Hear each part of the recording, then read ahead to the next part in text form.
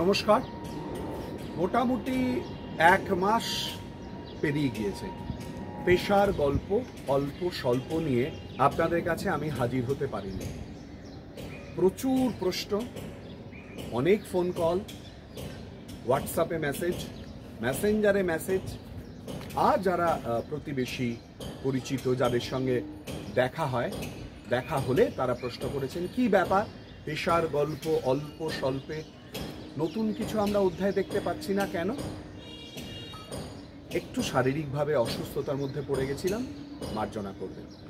এবারে আবার স্বাভাবিক ছন্দে স্বাভাবিক পদ্ধতিতে একেবারে পর্যায়ক্রমে যেরকমভাবে আসছিলাম ঠিক সেই রকমভাবেই আপনাদের কাছে হাজির হবে।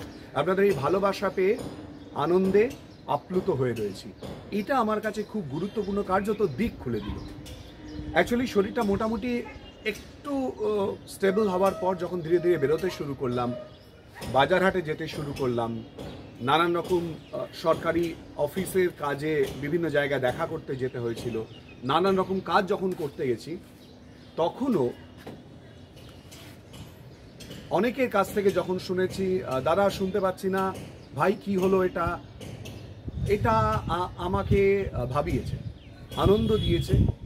ইন্টারেস্টিং বিষয় হলো একেবারে সমাজের বিভিন্ন ক্ষেত্রের মানুষের কাছে পৌঁছে যাওয়া এবং তারা যে সহজভাবে বিষয়টা জানতে চাইছেন, প্রশ্নগুলো করছেন, শুধুমাত্র ফেসবুক বা কমেন্টের মাধ্যমে শুধু তাই না, সামনাসামনি যে প্রশ্নগুলো করছেন, দাদা এটা আপনি বললেন না তো, দাদা আপনি ওটা বললেন না তো, ভাই তুমি এটা তো জানালে না, এটা আমার কাছে খুব ইন্টারেস্টিং লেগেছে। তার মানে আপনাদের আশীর্বাদে ভালোবাসায় কোথাও একটা পৌঁছানোর চেষ্টার ইচ্ছে ছিল, সেই পৌঁছানো অবধি যাচ্ছে কি জানি না, চেষ্টাটা করছি, সেই চেষ্টাটা চলুক।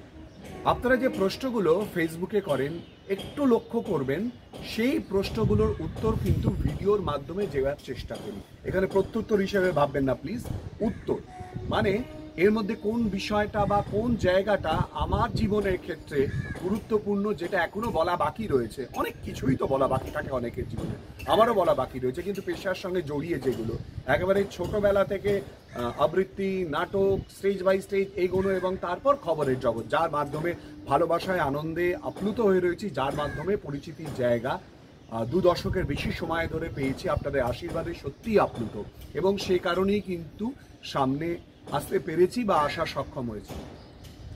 আর এক্স্যাক্টলি এই জায়গা থেকে বলছি, ফেসবুকে এখনো পর্যন্ত আপনারা যা যা বক্তব্য রেখেছেন, যা যা প্রশ্ন করেছেন, সেগুলো ব্যক্তিগত স্তরে আমি নিজে কিন্তু দেখি এবং দেখে বেশ কিছুর উত্তর দিই বা বেশ কিছুর উত্তর আপাতত স্থিমিত রাখি, এবং তার মধ্যে যেগুলো খুব প্রশ্নবোধক, যেগুলো নিয়ে বলা দরকার, যে ভিডিওগুলো আপনাদের সামনে তোলা দরকার, সেগুলো কিন্তু আপনাদের সামনে তুলে ধরার চেষ্টা করি।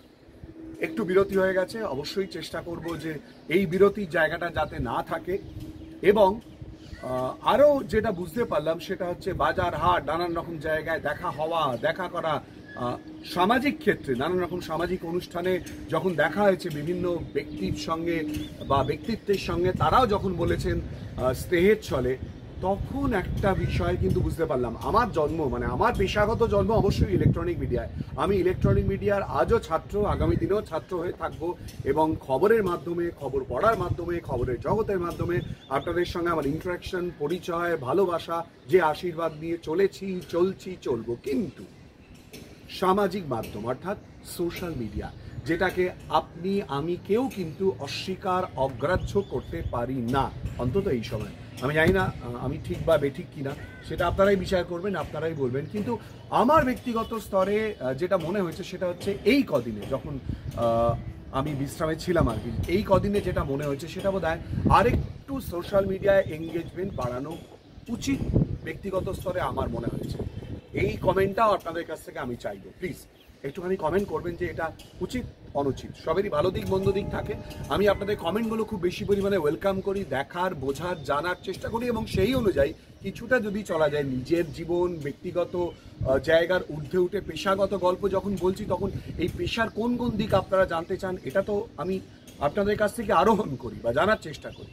সেই জায়গা থেকে আপনাদের বক্তব্যগুলো সোশ্যাল মিডিয়া আরও বেশি অ্যাক্টিভ হওয়া উচিত কিনা, অর্থাৎ ফেসবুক রয়েছে, হোয়াটসঅ্যাপ রয়েছে, হোয়াটসঅ্যাপে স্ট্যাটাস যেমন দেওয়া হয়, ফেসবুকে আমার নিজস্ব প্রোফাইল রয়েছে শিলাদিত্য কর, ফেসবুক পেজ রয়েছে শিলাদিত্য কর।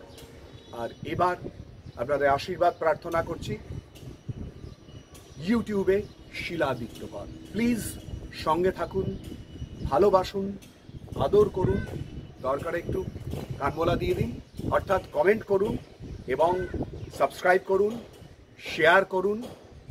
আপনাদের বক্তব্য যা আমার কাছে মূল্যবান, আমার জীবনের বা আমার পেশাগত জীবনের ছোট ছোট গল্প, যেগুলো ছোট ছোট হলেও জীবনের শিক্ষায় অনেক বেশি পরিমাণে কাজ দিয়েছে, যদি আপনাদের ভালো লাগে তাই সঙ্গে থাকুন, ভালো থাকুন।